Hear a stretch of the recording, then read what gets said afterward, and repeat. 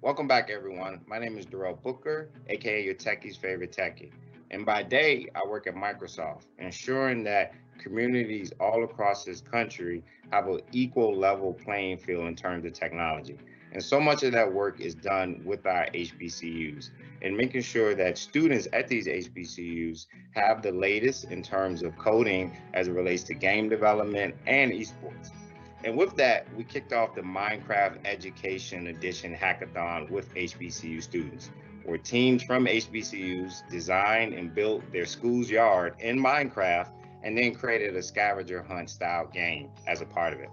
We had 55 students from 20 HBCUs registered, and today we're about to showcase three of those builds. Unfortunately, my school, Hampton University, isn't a part of it, but you'll get to see Virginia State University, Spelman, and Tuskegee. So with that said, I want you to sit back and enjoy and take a look at what they built and also get to know the students that's representing those schools. Enjoy.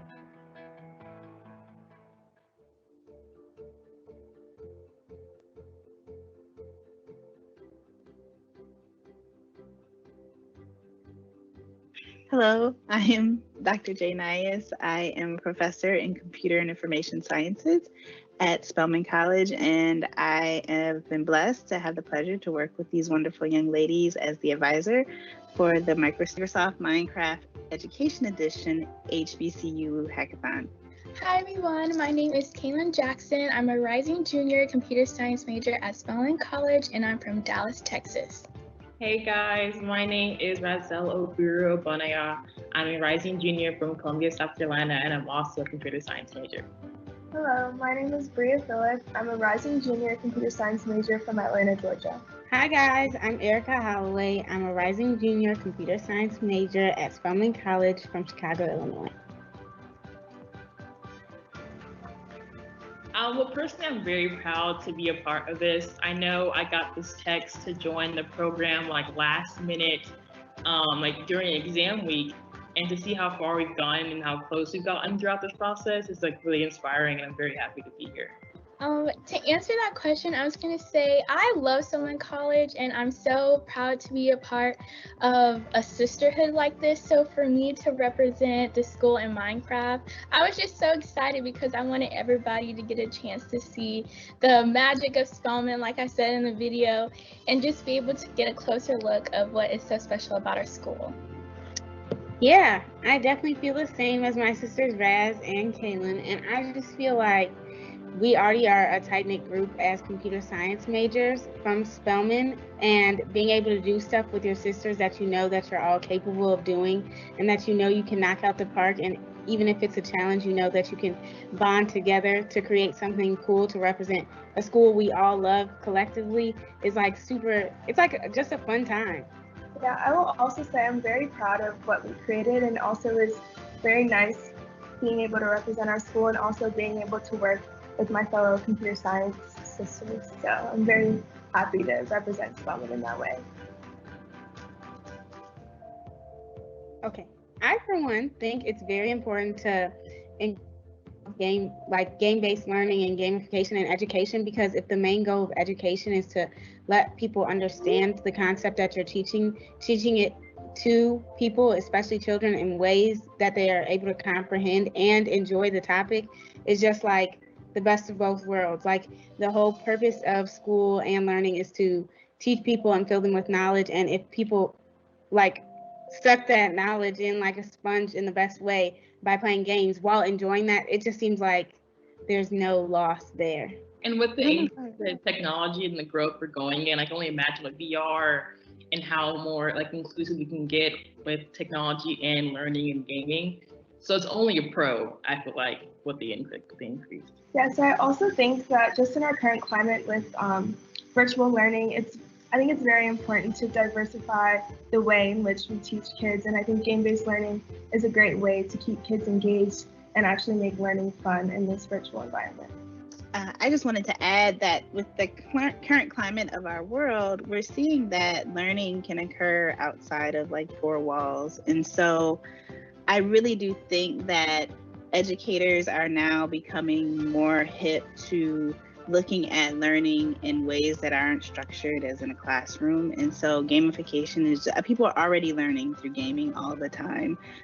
My children actually learned how to read through Pokemon. Like, I am convinced that they learned from playing video games how to be better readers. So it's nice to get, as an educator, to get educators on board with looking at diverse ways of teaching and learning styles. Spelman is the #1 HBCU in the nation currently, and so we love the opportunity to display our talents and gifts and like the wealth of just amazingness we have on our campus.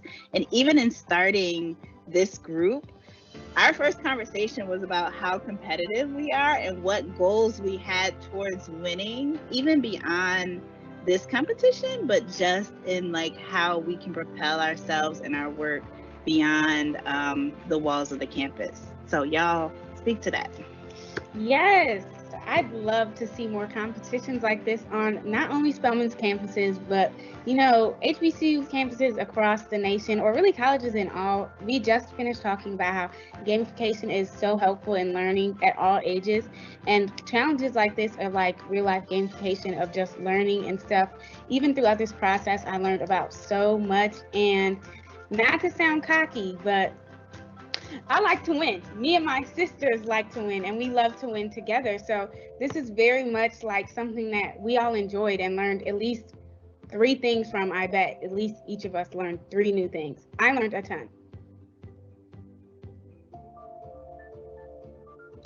I would Yep, go ahead. Mine was a joke. Mine's a joke anyway, so it's good. I would say one of the main obstacles we faced was time. Like everybody said, it was very last minute. I got an email from Dr. Niaz right after I just sold my research deal with her. She was like, hey, by the way, there's this Minecraft thing going on. Do you want to do it? I was like, okay, I guess I'll ask some of my friends. And then once I sent that text, it was like, boom, we met literally days later. And then every day we've been having meetings. And since it is like kind of towards the end of the semester and now we're in summer, everybody's been so busy. And I'm just so glad that we all made time and committed to this, and we like got this product that we're all proud of. It was gonna be me and Kylan if it wasn't none of y'all. I just need you to know that I was like, you and I, we gotta get this done. So you guys were gravy on it. I'm so grateful that you decided to join. Brad, say your joke. Oh, thank you. So yes, the joke is, the hardest part was like not having a back button. Like when you would delete something accidentally and having to redo it and find the right stone or something was the hardest part for me, at least. And I think when we worked together, like a lot of the students would come in and delete like an NPC or something. It was like, oh God, I broke it. I think the first time the students kind of came in and like some of us were working on developing, it was like, I don't want to touch anything because I pushed a button and it broke, right? And it was like really learning. And as computer scientists, I was like, you guys, it's just like coding. Like you have to have thick skin and be like, okay, I broke it, but I can fix it. It's all fixable. So like getting beyond the like, I'm in a China shop and working on it and being like, oh, no, I got this, but getting past that, those nerves. You guys, this is like agile development process is what we did. Like, this is what you say when you're like, we just figured it out as we went along and made changes as we were going. We agilely developed our game, but it came out, well, I actually think the fact that we didn't have a whole lot of plans in place made it that much better because we kind of added everyone's input as we went on. It was really nice. It was like everybody was like, okay, let's do it. Like, let's try it. We'll put it in there. Yeah. And you might start down one way and be like, well, this would be even better if it's that. I remember Erica one time was like, yeah, I'm changing the script. I got this. Like, I know what to say. Exactly. Nope.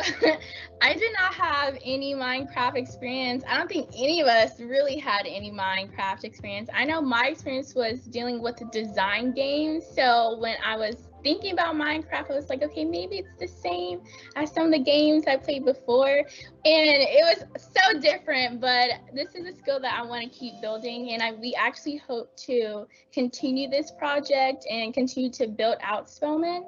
So we'll all be progressing our Minecraft skills and abilities through working on this project. I would say personally, I did know a little bit about it because when I was younger, I would watch my brother play the game, and the soundtrack was that soundtrack back in the day, you know?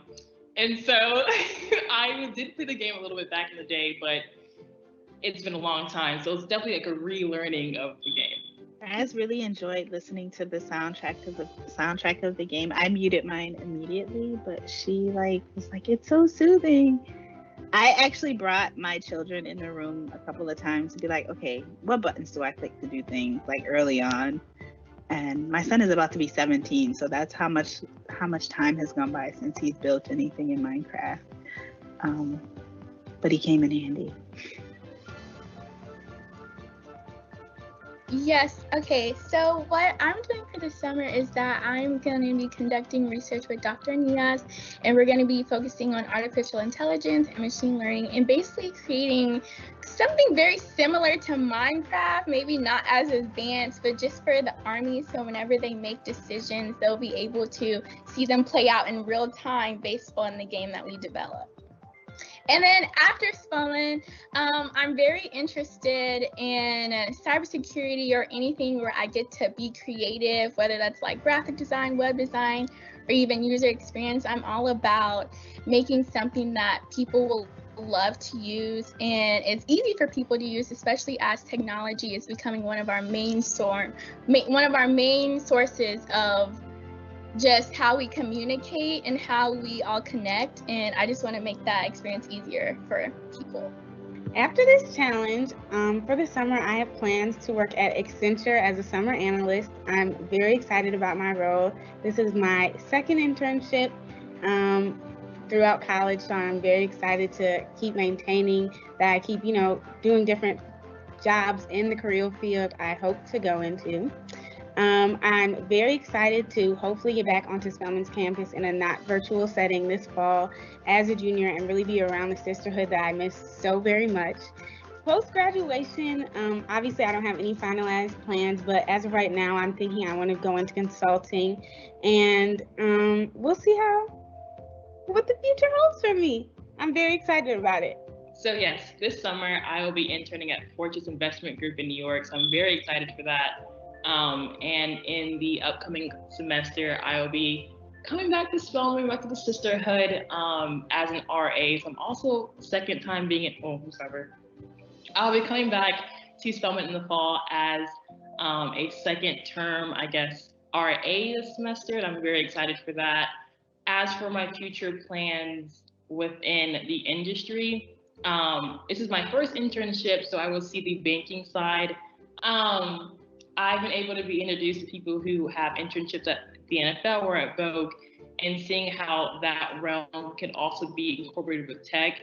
I hope to find a field where I can involve my computer science degree in an industry that's more, has a more diverse group of people that I can introduce myself and grow with in the years to come. So this summer, I'm going to be participating in the Facebook University engineering program, where I'll be learning Android development. And I'm really excited for that because it's going to be my first internship. So I'm really excited to see what it's like to work at a big tech company. And I'm also looking forward to going back to campus in the fall. I'm looking forward to reconnecting with my sisters and hopefully take in-person classes because I'm personally very tired of the virtual learning environment. But yeah, and post-graduation, I hope to work in human computer interaction.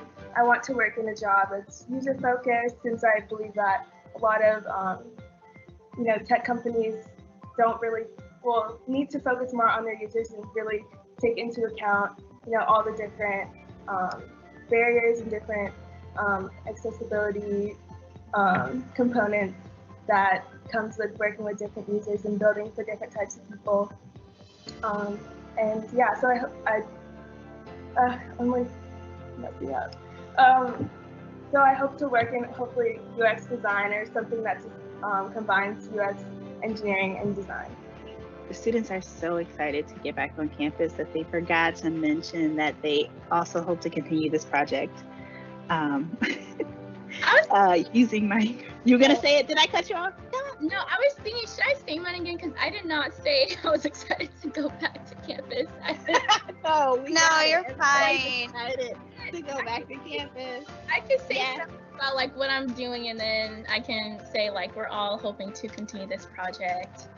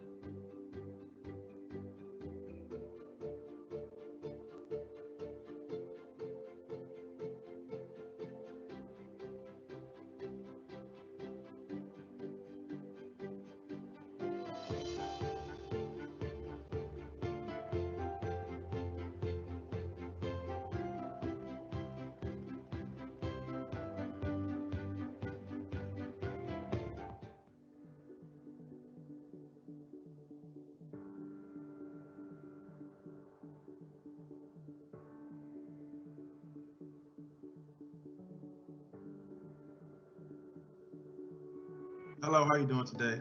My name is Kyle Jacobs, and I'm a senior at the Virginia State University, and I'm from Richmond, Virginia, and my major is agriculture. Good afternoon. My name is Victor Towns. I am a senior political science major from Pasadena, California, and I also attend Virginia State University.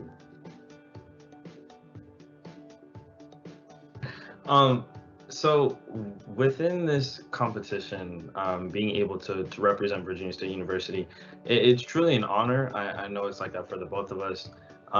This competition, it really has pushed our creative abilities and our ability to really work together to produce something that is going to be used by a lot of people.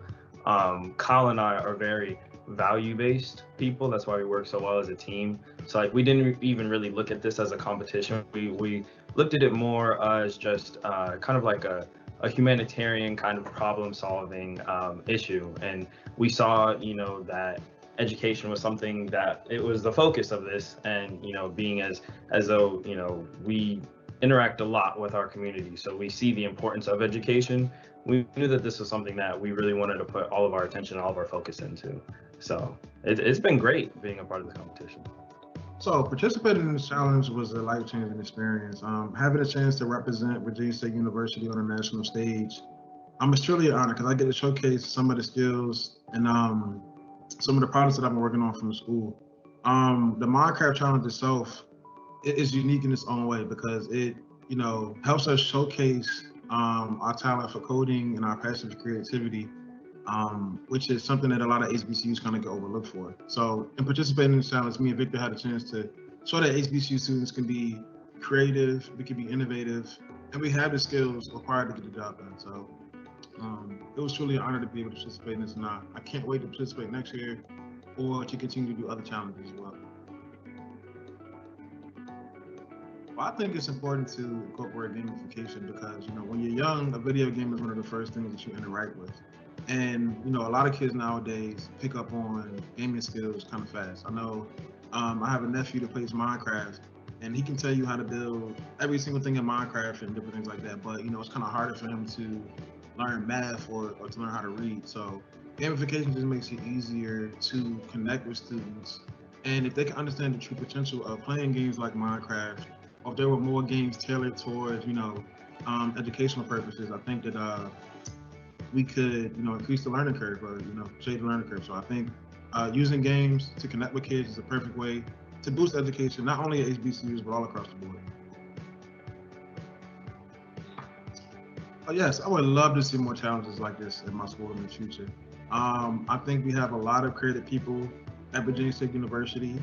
And I think we have a lot of people, a lot of, coding skills and different abilities. So, every single class that comes into Virginia State can add something different to each game. And, you know, uh, while we're creating the game, what we're doing things, we're learning as well. Because we have to learn how to think from, a child's perspective or a team's perspective to understand like what type of games we create to, get them fully involved and have them interacting with the game itself and actually learn. So I think there should be a lot more challenges. So not only can the HBCU students get exposure, but young kids get new and updated ways to learn, and they can like they can just find just innovative ways to learn. So yes, I think there should be more challenges like this at HBCUs in our school. Yeah, I definitely agree 100% with what Kyle said. I think it's that perspective, kind of getting outside of learning from a conventional classroom setting that really pushes the creativity and really the character and overall growth of all students. Virginia State University, in all HBCUs, really, a competition like this is really, really important because, Kyle and I are two college students. We played Minecraft when we were a lot younger, but, now being in the space, we have to get back in that mindset of being, young kids being students. So for example, we use Steve for our level design, because he's easily recognizable in being attributed with Minecraft. He's literally the main character. So we had at first considered using like Virginia Hall or our football field, but those are things, like I said, that are attributed with Virginia State, not necessarily Minecraft and being a student and being a kid. So the relatability of what we're really trying to do, I think that's really great, and it's because of this competition that we were able to think outside of the box like that. It pushed us to do that. So more opportunities like that would be so monumental and so beneficial to so many students everywhere. I actually heard that there's scholarships for esports nowadays. So I think that, hopefully we can incorporate that into, actual sport at the school. I think esports is going to be big in colleges and HBCUs all together. It's going to bring a whole new career field as well, because I know a lot of people that learn better through games, and a lot of people that play games, but they've all their life they've been told like, oh, you can stop playing games, you can do some real world work. So I think it'll just open up a whole new door to different talents. It'll bring a whole new way that students can get scholarships at HBCUs, and we can take some of the attention, not necessarily away from sports, but we'll have another sport where our mind could be being used to shine some light on our intellect at HBCUs. Right. Yeah. The innovations behind esports and all the things that we can do with esports, like the possibilities are astronomical, truly. Just for people that might be in terminal care, or people that might be unable to walk. Being in esports and being able to be in the digital space, you can give people a sense of freedom that they might not have had before. So esports in and of itself, we talk about the possible education and entertainment aspects, but really the life and human aspects are really important too, because it's like you're able to create an entire reality for someone who might not have it. So esports to me, I think in the next 5 years, it's going to be incredible. And I hope that, Kyle and I can be on the forefront of it, really getting people on the right path with it. In our PhD programs, hopefully. Right.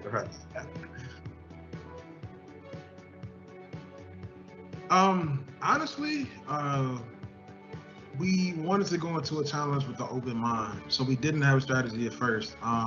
But our main goal and our main focus was making sure that we created a game that kids would actually be interested in, and trying to find an interesting way to attract people to apply to Virginia State, because Virginia State is a great university. So we didn't go in with a game plan, but the turnout ended up being pretty good. So we didn't have a game plan at first.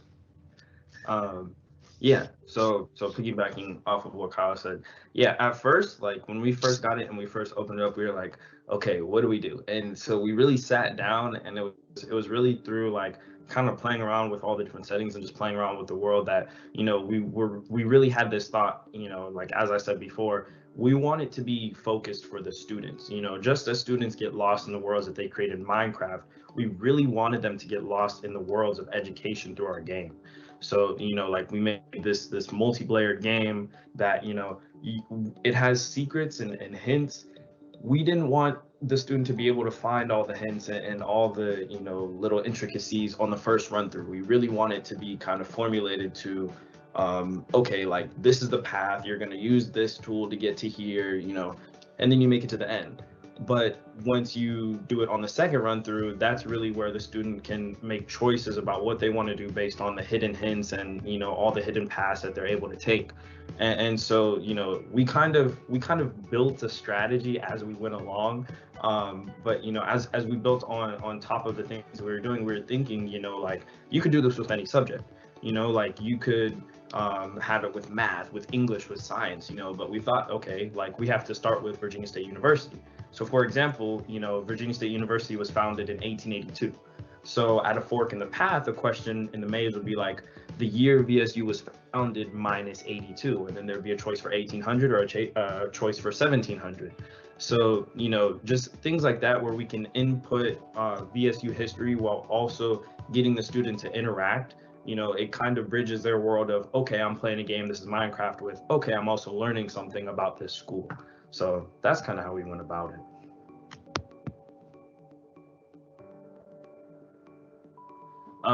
So I'll say Kyle definitely touched on like the academic and personal side, which is definitely there, and it's definitely important. So for me, it was really the interpersonal kind of the social, the feeling of being on Virginia State University's campus. Being able to interact and meet with people that want to see you succeed, and people that want to really work with you to reach the highest of heights. It's been monumental in my personal growth. I'll just share a tiny little tangent. So at first, I actually didn't intend on going to an HBCU. I had kind of considered that my success would be limited because if I got into the corporate world or something, people would kind of view me as, oh, okay, he came from an HBCU, and it'd be, somewhat frowned upon. But actually being at Virginia State University, being on that campus, understanding that the feelings that you have on that campus are unlike any experience that you'll have anywhere else in the world. And like I said before, being able to meet people like Kyle, being able to meet all these mentors and all these people that want to see you succeed and will throw opportunities that you wouldn't normally see if you had attended any other university. It's been absolutely incredible and essential for my growth. So Virginia State University will always have my heart, just because of all the opportunities and experiences that it's afforded me. And it's something that, whenever I talk to people now, I'm like, yeah, come on to VSU, like, come on, come to our school, it's been, just, for example, this Minecraft competition. I feel like if I'd gone anywhere else, I wouldn't have even known about this competition. I wouldn't know that it existed. I wouldn't be able to participate in it, but because I'm here in this space, I'm able to do things like this and have these conversations and really open up about, how great it is to go to an HBCU, so it's been incredible. Yeah. From start to finish. To kind of hop on, I mean, we definitely want to thank Microsoft and Minecraft to allow us to do this competition, because this gets the exposure. We get exposure that we actually need, because me and Victor plan on applying to some extremely competitive graduate schools such as Harvard, Duke, UC Davis, UC Berkeley, and a few other places. We need a way to kind of like showcase our talent and what we're able to do to be able to make it to the next phase and into those schools. So we just greatly appreciate Minecraft and Microsoft for even creating this challenge. And then, like he was saying before, the DC school system, it's great. It has some issues, but I think we use a lot of traditional teaching methods, and the Minecraft challenge and gamification are going to be the key to unlocking the next generation's potential. So we are really, really excited to participate in the challenge. Anything that we can do in the future to help out or consult or do anything, just let us know, and we'll definitely be there. But we're just really excited to even be able to participate in this and to create a game that kids in the DC school system can use, or anybody can use to learn anything. So. Absolutely. Okay, so Virginia State to me was the best choice. because I knew that I wanted to do something that was going to make an impact in the world. And Virginia State has an amazing agricultural program. It's a land-grant university, so they're primarily based in engineering and agriculture. I just knew that I could come here and make a real impact. The opportunities that not only Virginia State, but the Thurgood Marshall College Fund has offered me has been limitless. The school has allowed me to go to the Future Leaders in Agricultural Conference. The school has also sent me to study abroad in Brazil, and having access to competitions like the Minecraft Challenge and different things like this. So Virginia State has provided unlimited opportunities for me to be able to not only showcase and develop my talent and skills, but just to have access to valuable research as well. So Virginia State University really has helped me grow as a person too. I transferred to a different school. And it just wasn't for me, and I transferred back, and just Virginia State's always going to be my home. So that's primarily why I chose Virginia State. And in the game, we decided to highlight different facts about the schools. Agricultural facts, because the school primarily focused on agriculture. But we made a green field around Steve to show that different like grass fields and stuff like that. We didn't get a chance to fully develop it because then we would have put farms and different things. But that's where the inspiration came from, mostly for the agricultural department.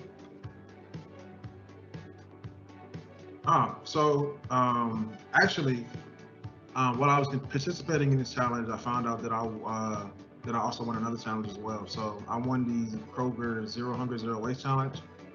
They gave me a $10,000 scholarship and a MacBook, but they're also working with us on a research development budget of $120,000. So we actually get to bring my idea to life through the Kroger Foundation, which was artificial intelligence service for small farmers to try to increase agricultural production. I'm also in an internship with University of Illinois in this internship called AI Farms. We are finding unique ways to integrate artificial intelligence into agricultural practices. My specific research area is going to be working with small, low-cost artificial intelligence bots. And I'm also doing a data science internship called Data Science for Public Good with the University of Virginia. Me and Victor are also applying for PhD programs starting this fall. And then we're also going on a semester at sea trip. We'll go to 14 different countries. We start off in Japan and we end in Germany. But hopefully in the fall we can apply to graduate programs and PhD programs, and hopefully we can get acceptance letters while we're on our semester at sea program. But the next step is actually trying to find ways that we can continue to participate in challenges like this, even create challenges like these, and just continue to work on that throughout the PhD programs that we apply to, because we do plan on using our experience with the Microsoft Minecraft Challenge in some of our research that we plan on proposing. I personally want to go into artificial intelligence policy. So that's what I plan on doing, and then hopefully in the long run get into a career within global sustainability. Every time we talk, I'm blown away by this guy. Seriously, like there's so much that he does, and he's a constant worker. He just is always grinding away, always trying to help people. It's amazing and inspiring to watch him work. So for me, immediately, I'm actually in an internship with JP Morgan Chase with their global finance and business management industry, and I'm working with their tech finance team. So I'm working a lot with global policy, and it's kind of like a focus on artificial intelligence within that. As they run their simulations and they develop into other countries and other markets. So that has been like my mini focus for right now. But in the long term, like Kyle said, we're going on semester at sea. We're working on PhD programs. So my specific focus, we both really been on the artificial intelligence with global sustainability, but my specific focus is on the ethics of artificial intelligence. Being a political science major, I've gotten to see how a lot of laws and a lot of policies are in place, but very rarely do we think about the theory and the ethics behind it. So artificial intelligence is on the rise, so I want to make sure that I'm on the forefront, that whatever artificial intelligence practices are being used are ethical, and they're not harming to people's individual privacies or their own personal ethics. So that's really been a big focus of mine. I'm like a philosophy nerd, so I thought that it'd be really interesting to bridge the future, with philosophical concepts. So that's how I get, artificial intelligence ethics. But yeah, definitely, I want to pursue a PhD in that field. It's something that I've always thought about for a very long time, and I know that with it, like we said, global sustainability is a really big thing, and with these innovations from artificial intelligence, we feel that we can really ramp up production in helping people, whether it be overseas or within our own country. So yeah, we've got a lot planned. We're actually going to a lot of competitions this year, Kyle and I. Always working, always networking, just trying to find new opportunities, new networks for us to interact with, just so that we can get all the resources that are possible and available for us to help other people. Because like I said, we're value-based people, so that's our main goal, is to help others. So yeah.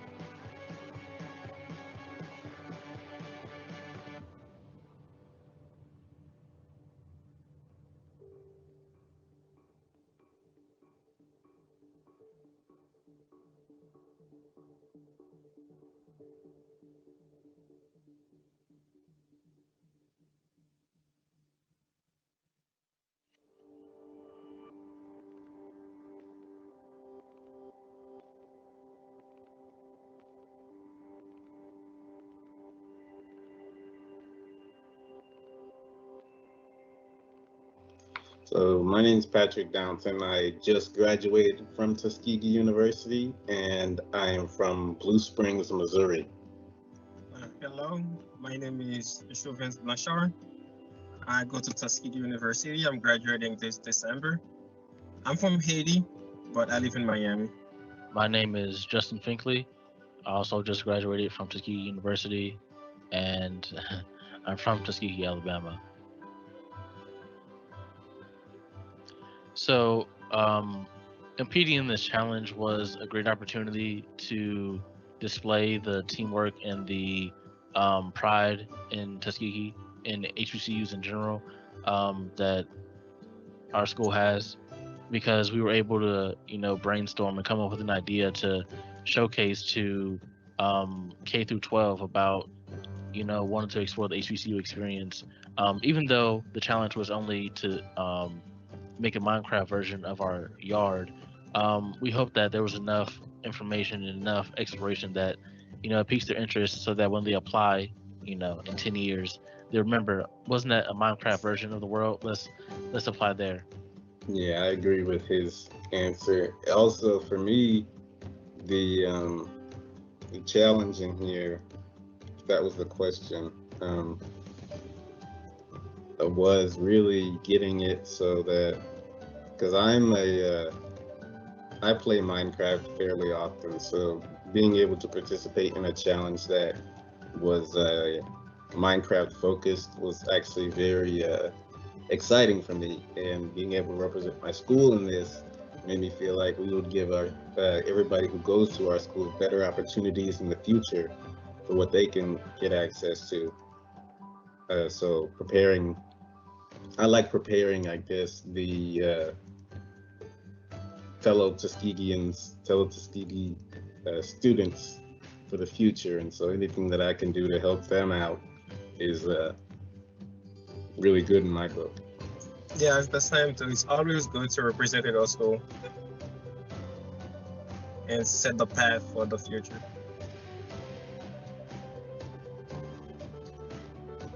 Oh, okay. So this is something that I've been thinking about for a while. games these days, games are really coming up in their ability to teach, actually. So this opportunity was a perfect example to showcase how games can instruct and teach, because I've always been focused on trying to get games that teach people how to do things in real life. I mean, of course, this game was a little step, different. We were teaching Minecraft, or at least a thing in Minecraft, but because of how games are structured, they're meant to capture the attention of youth and people who like to play games. And so using that in an educational environment just seems like an optimal form of teaching, because they would like to play the game, you would like to teach them, and so merging the two and using a game just seems like the perfect idea. Yeah, to add some more into what he just said, gaming bring out creativity in people and the way thinking, because you need to bring solution, because most game is that problem you have to solve. You have to find out how do I win this game? It's bring out motivation, creativity, thinking, problem solving. Games can bring out a lot, especially me as when I was young, I was always playing on my phone. I was in Haiti, so I always stealing people's phone. By stealing, I mean like my parents take the phone high just to play games, and this bring out creativity. Like sometimes, let's say you can play, like you playing a game, you need to find that what is the different way to win that game. You cannot play like right now. You play, you lose. You play again, you lose. Now you have to think, okay, what are different way I can play? What are different move I can make to win this game? And it's the same thing with learning. It's like what different way can I try to learn that thing faster? Or if I can't learn this thing, I cannot remember this, what are some creativity way I can think to remember this thing, to learn it, to memorize it? I think games can help people with that. So that's why we should into the school system. I would concur with the first two responses. I would just basically say the same thing, different words, because the process or the thinking process behind playing a game is different than what most people bring to learning. Because in a game, if you fail once, you don't give up. You just keep playing. People will play the same level 50 times to beat it, and they'll stay there all day. Whereas if it was a math problem or some homework, if they couldn't figure it out on the first try, then they just give up and go do something else. So it builds resilience in the person to find a new solution to a problem. So especially if it's a hard problem, like if you beat a hard level on, I don't know, any game, right? Candy Crush is a very simple example. Like there's some levels that are ridiculously difficult, but people sit there all day and try to figure out how to play it. So that could be a very useful way of teaching difficult concepts in education. I remember, I don't know if it still exists, but when I was in 5th grade, there was a program called First in Math, which basically gamified learning fractions. And so people didn't really care that they were learning about fractions. They were just trying to beat the highest score in the game. Actually turned into a whole competition between 4th and 5th grade. It was very effective at what it was trying to do. And so you can kind of trick them into learning. It's kind of like a V8, but for information. I guess I can take this one first. I would say that esports and education in the next 5 years, it'll definitely be seen as more normative than as the exception, because more and more high schools, I'm not sure about middle schools, but definitely more and more high schools are including esports as a team sport, just like they have football and soccer. Obviously, physical activity is important, but as it becomes more and more the norm for students, they'll be able to open up their minds to pursuing computer science or a related field as a career path, as opposed to just a game. So as it becomes more tightly integrated with existing curriculum, I think it'll make students more excited to go to school or log in from home, whatever it looks like in 5 years. In light of it being, our previous year and a half of our situation, in light of all the tragedy that it has caused, it has also brought forth the spotlight onto the esports, because esports is a thing that can be done like from anywhere. I mean, of course, you'd rather get everybody together, but in situations like this where you might not have the opportunity to gather, you can still participate. So it's a way of bringing people together in ways, even in situations that, they might not be able to interact together. You can still bring them together via esports, because it is a way that you can wirelessly wirelessly communicate, just be in contact with each other. So that's one thing that I really think esports has going for it, that'll keep it going for a little bit, for a long time.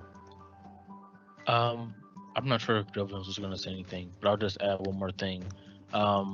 Even if there's not a pandemic, hopefully there's not a pandemic in the next 5 years, another one, it'll still have, it's more accessible than regular sports. So I'm thinking about differently able persons that, they can't strap on whatever uniform or run up and down the court, but they can still participate in whatever their abilities are.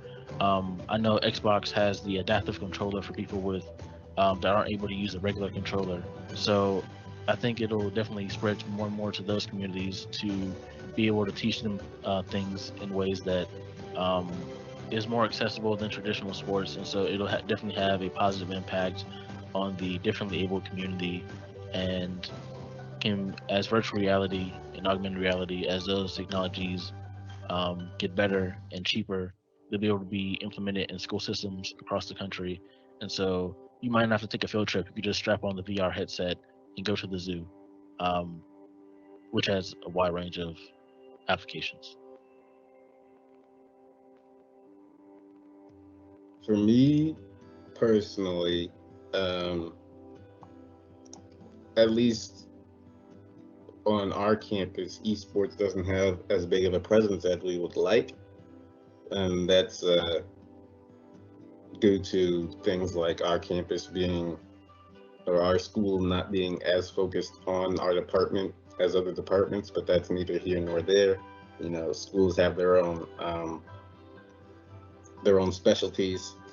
So mainly, I think what I'd like to see in esports is, besides the growth, I'd like to see an expansion in the I guess in the facets that they incorporate esports into, because it's not just pertaining to computer science or anything like that. You can apply esports into any industry, because you can simulate any industry. So you can make anything into a competition. And competition, what is that saying? What is it? Something like competition breeds greatness, or like something like that. You know what I'm saying? There's like Coke and Pepsi. You can't really succeed if you don't have a competition, something like that. So I think you mean like you bring passion. Yeah, so we just don't have anything to compare with, right? So we don't have anything to compete with, but we can. In every single industry, we can use esports to compete somehow, and that will actually I believe it will bring out the best in students on campus, both in HBCUs and in PWIs and in any educational industry or any educational field, really. So the primary benefit of esports on HBCUs would be, greater exposure for the students to different modalities of learning, right? But then the secondary benefit would be the necessary upgrade to internet infrastructure on campus to be able to facilitate esports. Because unless you're having everything in a single room with Ethernet connecting to all the computers, you have to have pretty almost fiber optic internet speeds to be able to have esports competitively. So the secondary benefit would be just the overall overhauling and improvement of the infrastructure as far as networking is concerned on HBCU campuses. And then, like Patrick was saying, it's applicable in almost every field. Some research that I was doing when I was in undergrad, I was working with a physics professor on, it didn't work out for other reasons, but was using VR to teach a physics lab. So that's not exactly a game in the traditional sense, but it definitely could be gamified and used to enrich the learning experience. And just to add a little bit to what they say, I think it can bring out the number of people that actually apply to the school because that's something new. You have something new to offer. You have something new that the youth is looking for. Because as of now, esport is big. More people are playing esport. Like so, there are people that love sports, but that are not good physically or good with sport, like with the actual ball. Like some people, let's say, like some people love football or basketball, but they can't play. But they're really good at playing the e-version. And these people, if you know you have that program in the school, they're more likely to apply to that school. And that's more students you're gonna have. That's more money for the school. That, like he's saying, you can bring it for infrastructure. It can be like it would be beneficial for the school, and then you will be up to date too. Because more people are playing sport right now. That's why people are going, and that's a way to bring more people into the school. I would say, like, get more attention to the school. So this summer I'll be working on some policy revision with a government agency that I prefer not to name, and then also some machine learning, natural language processing on scientific papers in different metal alloys. Also can't say much more than that. But after that, I start the master's program in the fall at Tuskegee because it's paid for. Thank you, Congress people who approved this program. Really appreciate not having to pay for it. And then after the master's program, more work for the federal government. I think you're seeing the theme here. And then after that, I'll probably end up in private sector unless there's a compelling reason otherwise. But basically, government work for the summer, master's program for the next 2 years, and then more government work. Okay, so for me, mainly it's looking for some internships or jobs that I can do in software development, hopefully leading towards game development. But in the meantime, I am in the process of developing my own game, some mobile application that will help students, or it will help people learn how to read sheet music, because I'm also a fairly musically inclined individual. And so my plans are really just to get into the industry and hopefully use my talents and my abilities and all my ideas to eventually start up my own games, maybe my own game company if I'm so lucky enough. But mainly just to get into the gaming industry so that I can help push my ideas of more, I guess, learning focused games, at least my stimulating games that aren't just point and shoot. Of course, those are also really interesting games in the way that they impact people, but my ideal is to get into where I can change the way that games are seen by society so that they're not just seen as an escape, but also as a way of learning, like this whole process has been about. For me, I was fortunate enough to have an internship, an IT internship with Procter & Gamble. So as of now, I'm over in North Carolina, and I'm enjoying that. And for the fall, that's going to be my last semester as an undergrad. I'm graduating this December, but I don't know for the future. I don't know if I'm going to grad school or get a full-time job. I'm debating, but if I go to grad school, that would be either for cybersecurity or AI.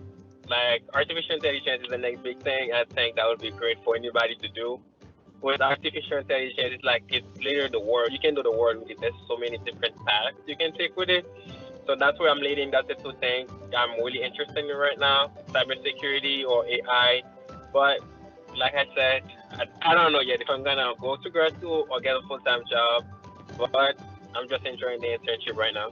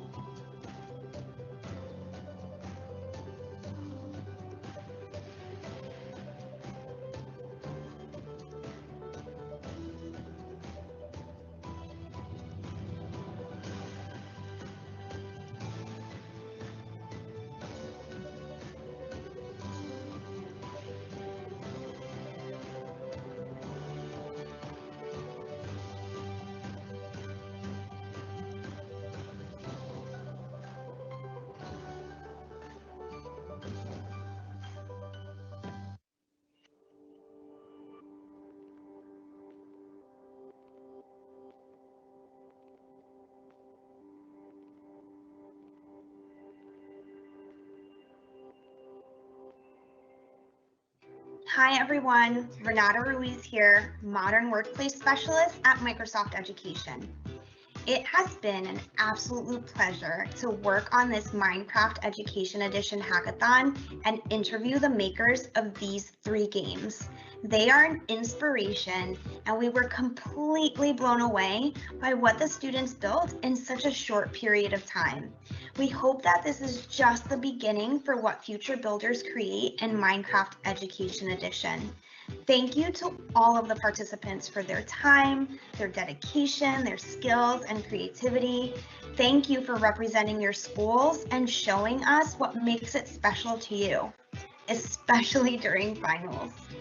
As a former educator and a mom of 2 little gamers, I've seen firsthand the importance of representation and of giving kids choice and voice.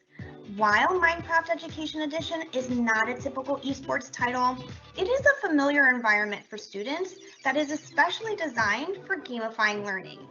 But what makes it unique is an opportunity for creative thinking. Minecraft invites players to design, build, and code their own game experiences, giving players choice and voice. Players move swiftly from being consumers of games to creators of games, as we saw unfold in this hackathon.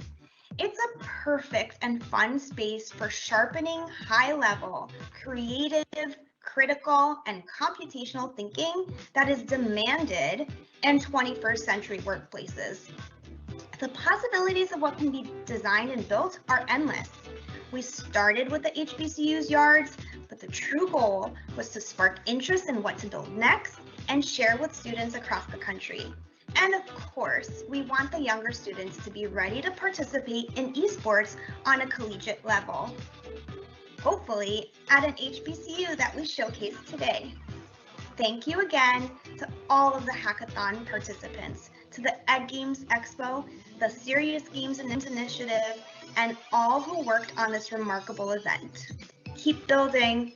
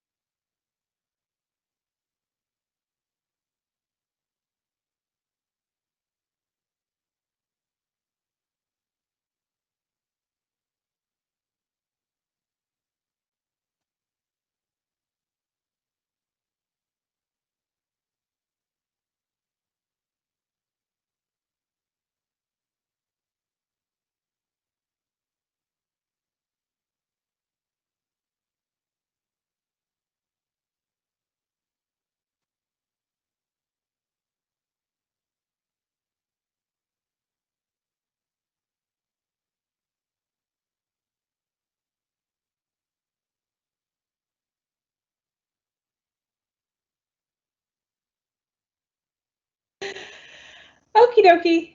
Yep. Okay. Thank you again for joining us, and thank you for bearing with us on our technical difficulties. I was apparently muted. That's technology for you, but it was a brilliant speech that you just missed. Mostly, I just wanted to say thank you so much for joining us. Thank you for the Department of Education for having us be part of the Ed Games Expo. Thank you to Johnson C. Smith University for their leadership in this event, and to the technical assistance of Microsoft, Community, and the White House Initiative on HBCUs. This is not the end of a conversation. This is an opportunity to start more conversations. I would encourage you to look forward to connecting with our speakers, to look forward to connecting with other HBCUs at the National HBCU Week Conference hosted by the White House Initiative of HBCUs in the fall.